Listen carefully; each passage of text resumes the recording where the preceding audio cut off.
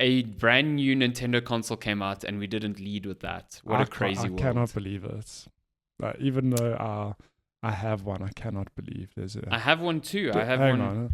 Let me just get mine as well, okay? Look at this bad boy. Oh, I'm busy talking and the Switch is in front of my mouth. I can hear you. Look at this bad boy. Oh, wow. God damn, wow. Look at that. Wow, I'm just reflecting my entire house. Someone's going to play the geolocator game and figure out Man, if I ever want to just have a mirror, just to like look at myself, this is what it is. This is a Nintendo chunky Switch boy. too. It is a chunky boy. Chunky's the wrong word. It's just bigger. It's not chunky. It's just... Look at how nice and colorful that is. It's so beautiful. Okay, wait. One of the best parts of the Switch.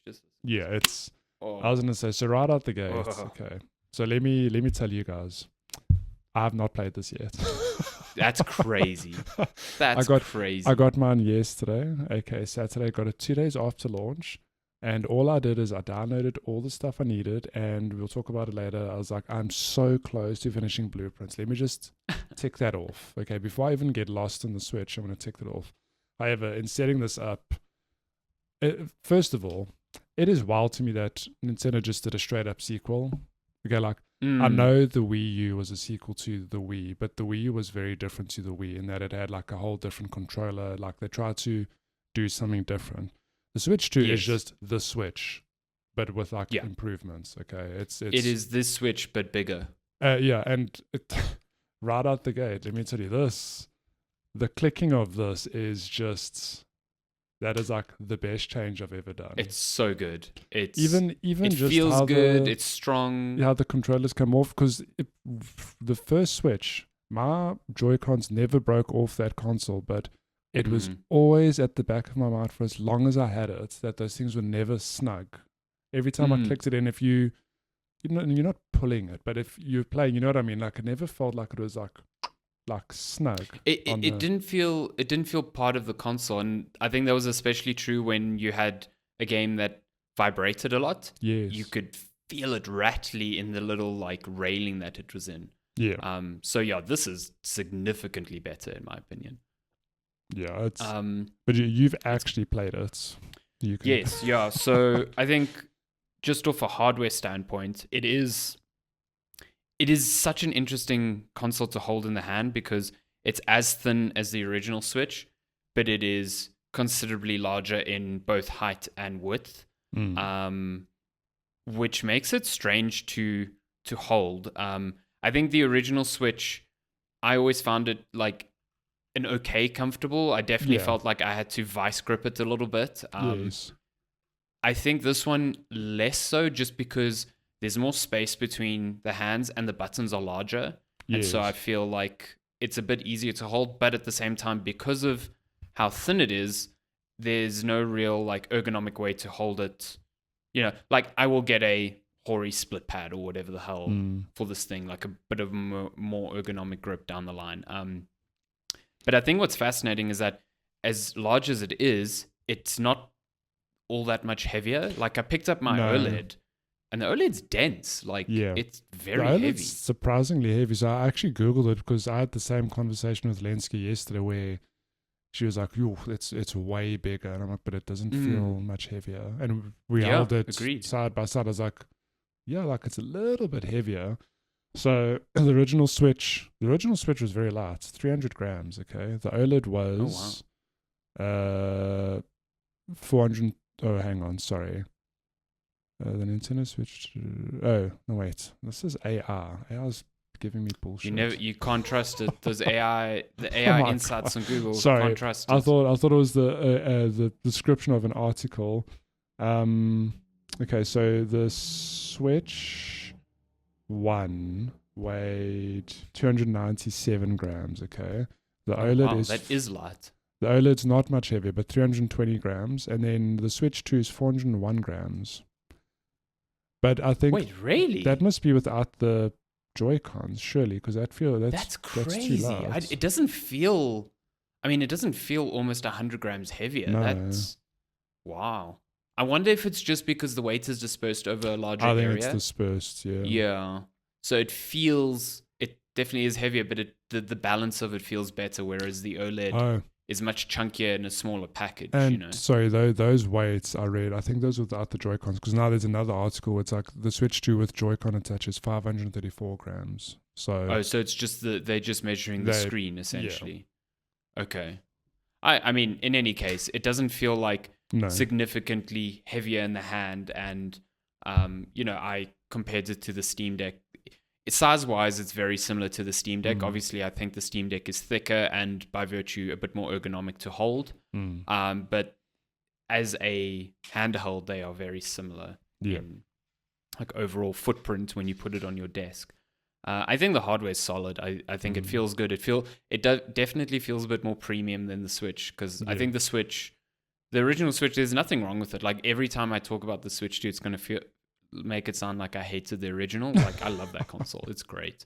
It is a fantastic console, but it definitely feels more toy-like when compared to this. This feels like a premium console. And maybe that's where a lot of the cost went into. It's like, we don't need to convince people of this idea. They know of it. Let's make it premium. That's exactly what I was saying when we started, is that it's not weird. It's just wild to me that Nintendo took an existing console and went, we're not going to do the usual Nintendo thing and like fuck with a good thing. We're actually just going to take what we know worked really well and just improve on it. A bigger screen, better Joy-Cons, etc., better processor. The dock is a lot nicer, I think. It just you're right. It looks more premium. Like that's right out the box. It's just a refinement in every regard, I think. So yeah, I love the all black color scheme with the pops of color underneath the Joy-Con. I think it's really smart. And then obviously when you pop the Joy-Con off, that's where you get like, it's almost like hidden color out of there. I think it's really, really nice. And I can't wait to see, what they do with other controller colors, with the Joy-Con colors and stuff like that. The software feels very snappy. I think the eShop is, it's night and day difference. Listen, there's nothing different about the eShop other than it just works now. It works. It doesn't feel like it's running on dial-up. Like, if I'm going to be negative about something on the original Switch, that eShop was a disaster. The worst. Yeah. I mean, if you're watching the video feed on, also surprisingly, the UI exactly the same, just about. Like, they haven't done a whole new menu or anything. They've just sort of like tightened up what exists, which, again, it's just strange because the Nintendo I fully expected them. In my head, I'm like, cool, they're just doing the Switch 2. It's the same console, but they're going to do something that's just going to they're going to pull Nintendo thing where it's just there'll be something that throws me off. Maybe it's the software, maybe it's the shop, but it's the Switch 1, but with improvements. So, but it's also so playful. I found on the setup, like the little noises it makes when icons appear, and the almost like triumphant music that plays when it first boots. It's really cool. Like, it's very Nintendo in that. Like, there's been a lot of concern that Nintendo's lost its playful side in just making a straight sequel, and I don't think that's true at all. I don't think that's true, like remotely true. It just feels very fun and playful and toy-like still in that sort of sense. So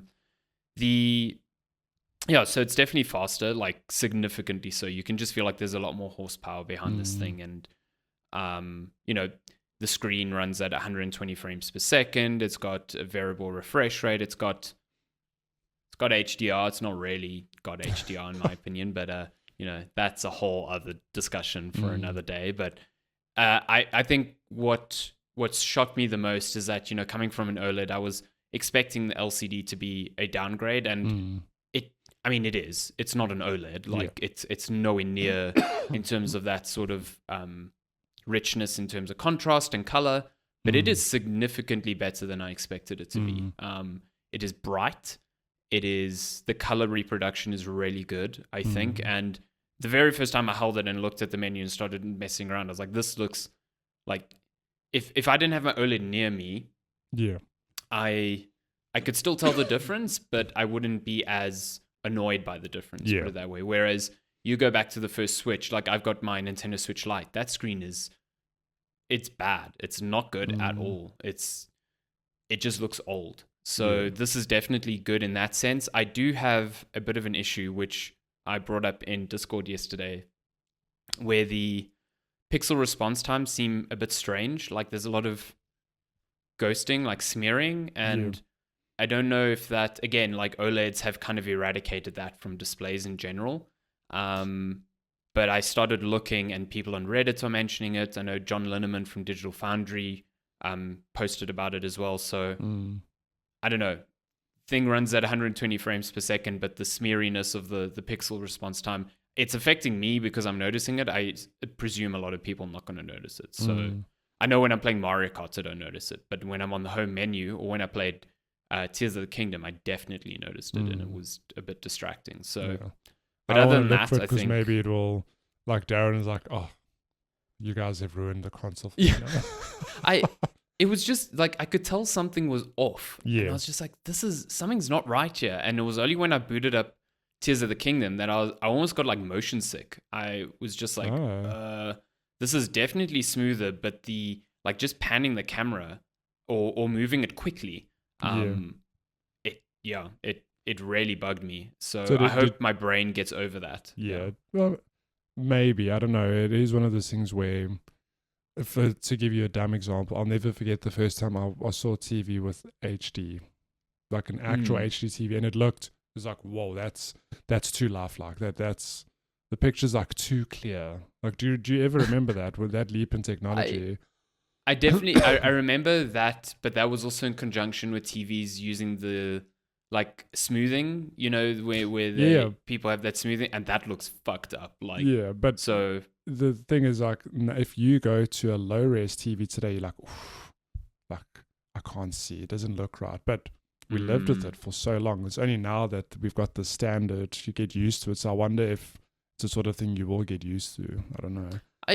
I agree with you. And I mean, if I had to go back to the original Switch, like that screen is markedly worse in every way than this one. And I had no issue with that. So I think it is just a case of, so many of our screens nowadays are OLED. Like my TV's OLED, my phone is OLED. And so your brain gets really used to like things, especially with pixel response times, like they change almost immediately, Yeah. And so when that is suddenly regressed a little bit because LCDs don't have that, I just feel, at least for me, I noticed it now, which I never used to notice it before. So I'm hoping it's a thing that after playing a lot more, I just kind of don't see anymore. Yeah. And I suspect that'll be the case. You just kind of get used to it, and your brain like tunes it out. That said, I played a lot of Mario Kart. I think Mario Kart looks really cool, and I think it's a really fun game. I mean, I love Mario Kart, and I played a lot of 8 Deluxe, and I just think World is a really smart iteration on a lot of those ideas. Like, when you play it, it's the same sort of loop of like, you're drifting a lot, you're grabbing boosts on the drift, you are jumping off little ledges to get a boost when you hit the ground, stuff like that. But then you've got this new grinding mechanic, which, listen, the one thing they need to put into Mario Kart is a better tutorial, because I had to go into the menus to figure out like some of the new mechanics. So you can grind on rails, or there's a lot of pieces of tracks where you can grind. And when you on a rail, you go, I think, faster than if you're on the ground. And also when you jump off of it, you get a boost. Okay. Now, some rails are obviously off the ground, and I used to see AI opponents get on them, and I'm like, how are they, where are they getting on this thing? So you have a whole like jump mechanic that just isn't explained to you, where, normally you press like the right bumper to drift around a corner. Now, if you hold that same button, but you continue forward, you do that thing where your tires like dig into the ground. They're like, it looks like they're being squashed into the ground. And that is the jump. When you let go of that, you jump forward, or you jump in a direction. So that's how you need to like start timing drifts, coming out into a straight, locking that in, because it takes like a second or two to get into that jump mode, jumping into a ground for the next corner. And I can see people coming up with like insane new lines on like, oh, this person's drifting around the corner. I'm actually going to jump on the rail and rail around the corner, because then I'm locked into this corner and I'm going a bit faster. Amazing. It's cool, man. It feels cool, and the tracks really lend themselves to that. There's a track in the early Grand Prix where a portion of it is on like a train track, and so all the two like parallel rails are rails that you can like grind on, and then sometimes there's trains coming towards you, so you're hopping between the different rails while still going forward to avoid these trains. And then on top of it, when you're in a tunnel, and like a train is coming directly for you and there's nowhere to hop, you can hop towards the wall, you drive horizontally on the wall, and then you hop back onto the it's nuts. It's so cool. Like it's great. What's remarkable is that you think this is Mario Kart 9, right? You think Mario Kart 8 was great, like, quotes unquote, the perfect kart game, Mario Kart, whatever. Yeah.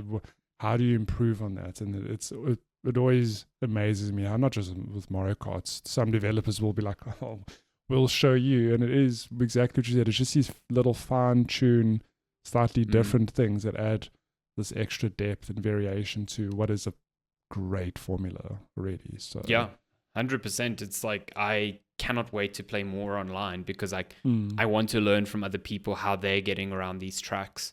And the tracks are interesting. Like the first Grand Prix is, the Grand Prix are four races usually.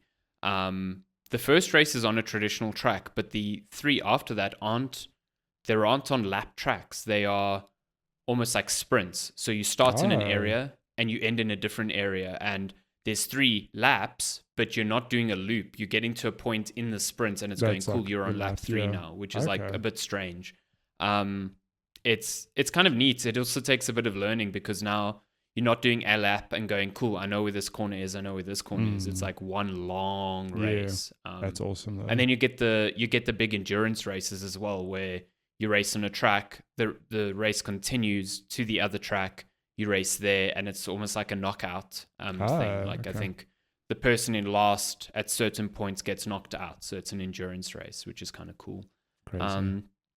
Game's great. I think it looks really fun. I've only messed around because you can open world this thing. It's like a Forza Horizon. You can just race around. I've only dabbled with that a little bit. It feels a bit weird because I don't. It feels like a bit aimless, and the world doesn't feel like it's ripe for exploration in the same way that a Forza is. But I've also only done it once, so maybe I haven't, let it kind of work its magic on me. I did see a really ridiculous tweet yesterday where someone was in a track which had the castle from Mario 64. Oh, yeah. And I think they like ramped off the track and onto like the roof of the castle and then drove into the mosaic of Peach.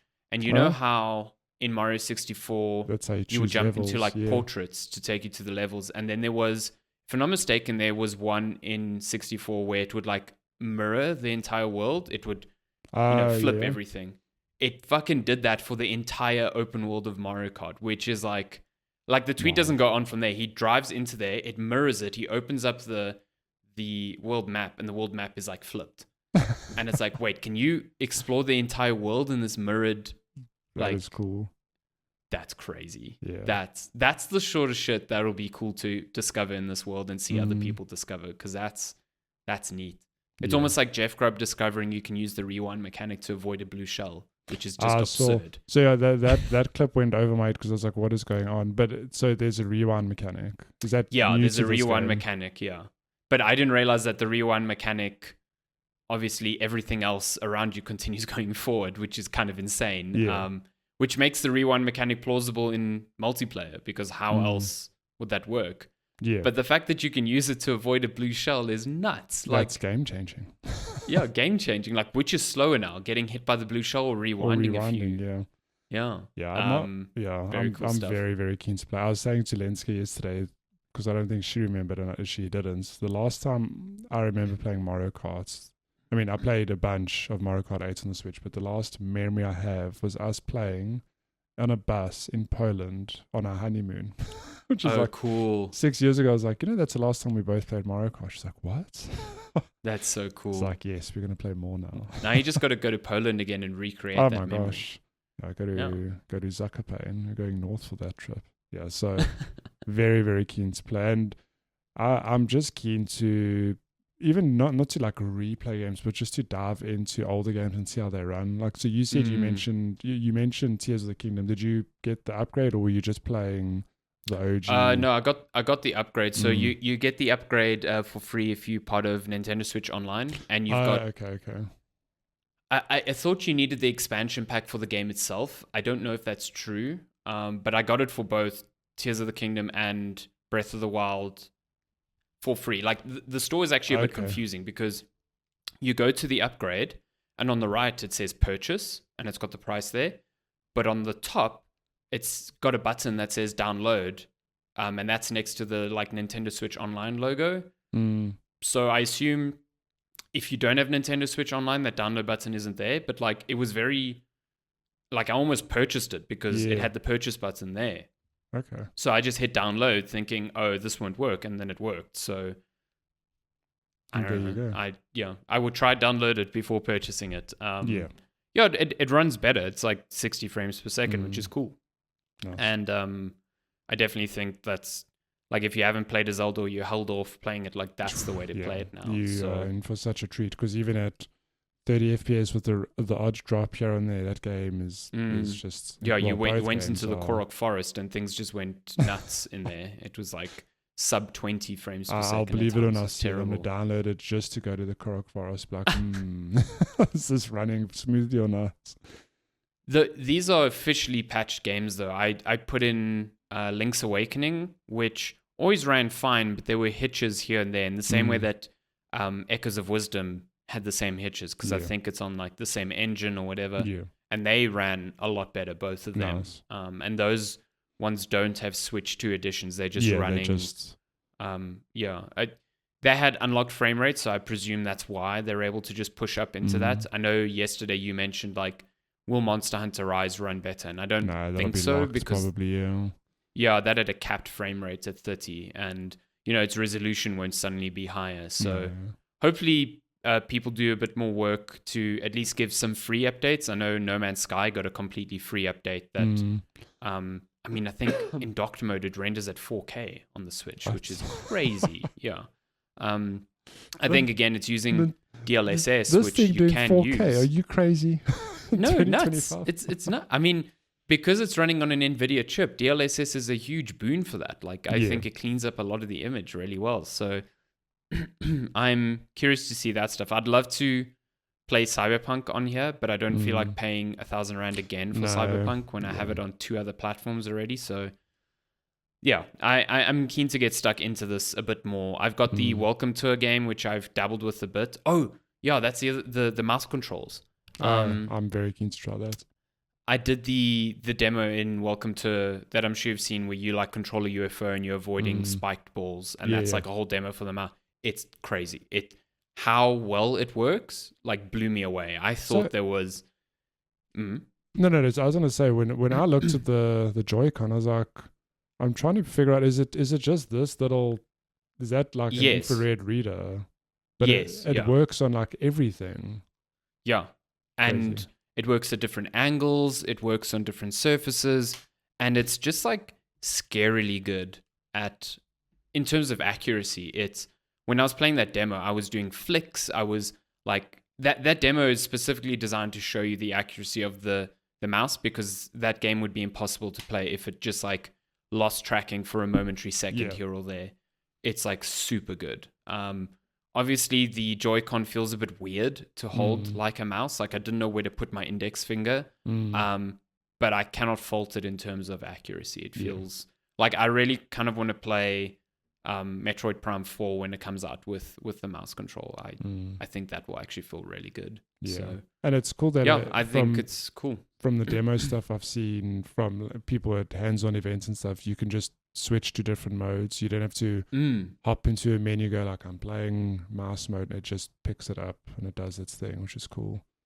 Yeah, I mean, I don't have Cyberpunk, so I can't test it out with the first-person shooter thing, but I tried it in Mario Kart, just on the menus, and as soon as I turned the Joy-Con over, a little mouse cursor appeared on the screen. This is crazy behavior, playing Mario Kart with a mouse. I mean, stranger things have happened. Some people play Spider-Man on PC with a mouse and keyboard, so... That is, I'm offended that is people people do that.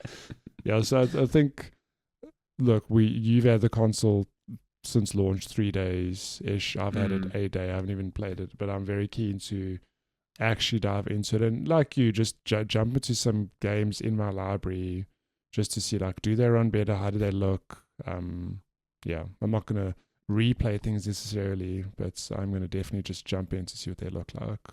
It is really fun when you do that. It's like when you get a new graphics card on PC, and you're like, damn, this game that used to struggle on my PC, how does it run now? There's like satisfaction in seeing that. Can't wait to see Celeste on my new Switch, man. I'm sure. God damn, yeah. It's going to be just as unreal. brutal. I'm going to play Celeste with a mouse, just to like really put myself out there. Yeah, super keen to play it.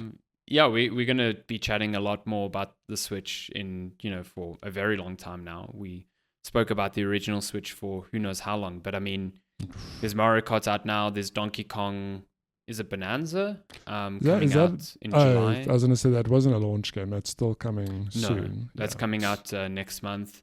And I think, there will be a direct of some sort in the near future, and we'll probably get a better idea of the rest of the games for the year, because like Metroid Prime 4 is coming out still end of this year, and just kind of seeing a roadmap of what's coming to the Switch 2 will be nice. Yeah, but the launch seems to have gone well. It was a really cool thing to attend, like a midnight launch again. Oh my gosh, like the first time in who knows how long. Yeah. And it was cool to see how many people were there. Like way more people than I expected, and a lot of people there to pick up their pre-orders. So yeah, I think it's been a very strong start for the Switch 2 abroad and even locally. And yeah, I'm curious to see how it grows from here. The young uns will forget, but pre the Switch, Nintendo were not in a hot spot. I think the Switch one did wonders for the company, and it is cool to see there's such goodwill and belief in the brand again.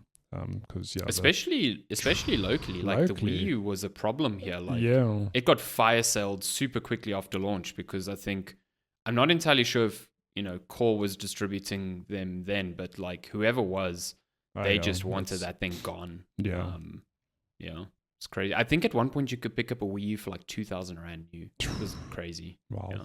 All times. Yeah. But yeah, Switch 2. I'm very keen to keep talking about that in the future. I'm keen to play it today at some point. Yes, yeah. I'm very, very curious to hear what you think of Mario Kart, and we should play online sometime. 100%. I wanted to, just quickly before we bounce off, on the Discord, do we have a family account or not? I can't remember if we set one up like years ago and I forgot to know. Okay, we should probably do that. Cool thing is that all the friend codes still worked, so it's not like I have to add you to a whole new system. I see all my friends, even without Switch 2, still on the Switch, which is super nice. Yeah, very smart to keep that same ecosystem, I think. Backwards compatibility. Thank you. I always say very smart. It's like the given. I think I've had the same friends list since PS3, but with the Nintendo console, you never know. You never blame. You never know. Yeah. But yeah, that a lot of that stuff has come over. Like it acts like a console, iterative, like a sequel console should in today's day and age, which is good. Like Nintendo does its own thing, sure, but there are annoyances, and I think they've kind of like acknowledged that those things were annoying in the past. Yeah, last thing I'll say is when you boot up the Switch 2 and it says you can move over stuff from your old Switch, just bring it closer to. I was like, excuse me, what a concept. Nintendo, is this you? Am I talking to the same Nintendo? And then more than that, it's like, you know this, but listeners don't know this. I've been having internet issues, and then I don't know why, but my transfer kept bugging out, and I don't think it's the Switch itself. I'm convinced it's like my router and my internet issues. But it happened once we got to like 95%. I was like, and it's like error, communication error, whatever. I was like, I'm gonna have to start this whole process again. Reboot the Switch. Is like, we can pick up where you left off. I was like, what? Like Nintendo? I cannot believe you're the same company living in 2025, because this is not a Nintendo move. It almost sounds like an abusive relationship, because you're expecting the worst and then you're getting the bare minimum. And you're like, Yeah, so thank you, Nintendo, for actually being a modern console at launch, because I'm sure there'll still be questionable things. I'm hoping there won't be, but yeah.